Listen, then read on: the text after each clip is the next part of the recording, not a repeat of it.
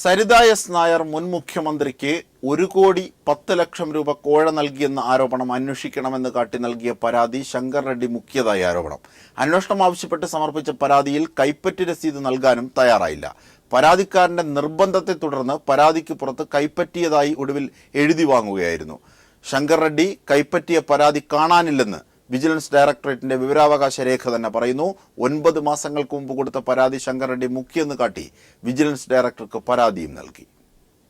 Solar പദ്ധതി നടപ്പിലാക്കുന്നതിന് മുൻ മുഖ്യമന്ത്രി ഉമ്മൻചാണ്ടി അടക്കമുള്ള മന്ത്രിമാർക്കും ഉന്നത ഉദ്യോഗസ്ഥർക്കും താൻ വൻതുക കോഴ കൊടുത്തതായി സരിത എസ് നായർ വെളിപ്പെടുത്തിയ സാഹചര്യത്തിലാണ് പൊതുപ്രവർത്തകൻ പായിച്ചർ നവാസ് പരാതിയുമായി ഈ വർഷം ജനുവരി 29-ന് അന്നത്തെ വിജിലൻസ് ഡയറക്ടർ എൻ ശങ്കർ റെഡ്ഡിയെ നേരിൽ കാണുന്നത്.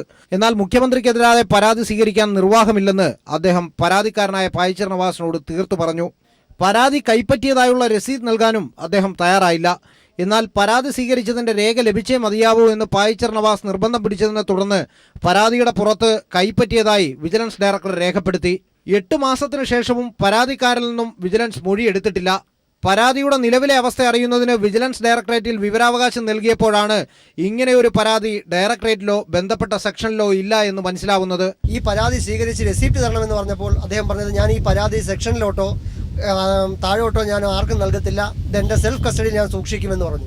ഞാൻ നിർബന്ധപൂർവ്വം പരാതിയുടെ പകർപ്പിൽ നിർബന്ധിച്ചതിൻ്റെ പേരിൽ എനിക്ക് ഒപ്പിട്ട് തന്നു, റിസീവ് ചെയ്ത് ഒപ്പിട്ട് തന്നു. മുൻ മുഖ്യമന്ത്രി ഉമ്മൻചാണ്ടിക്കെതിരായ പരാതി ശങ്കർ റെഡ്ഡി മുക്കിയതിനെതിരെ വിജിലൻസ് ഡയറക്ടർ ജേക്കബ് തോമസിന് പായിച്ചർ നവാസ് പരാതി നൽകി. സോളാർ കേസിലെ കോഴ ഇടപാടുകൾ അന്വേഷിക്കണമെന്നും പരാതി മുക്കിയ ശങ്കർ റെഡ്ഡിക്കെതിരെ നടപടിക്ക് ശുപാർശ ചെയ്യണമെന്നുമാണ് പരാതിക്കാരന്റെ ആവശ്യം. KM മാണിക്കെതിരായ ബാർ കേസ് അട്ടിമറിച്ചതിൽ അന്വേഷണം നേരിടുന്ന ശങ്കർ റെഡ്ഡിയുടെ കരങ്ങൾ തന്നെയാണ് സോളാർ കേസ് അന്വേഷണവും അട്ടിമറിക്കുന്നതിന് പിന്നിൽ പ്രവർത്തിച്ചതെന്നാണ് ഇപ്പോൾ ആരോപണം ഉയർന്നിരിക്കുന്നത്. എസ് ജീവൻകുമാർ, തിരുവനന്തപുരം.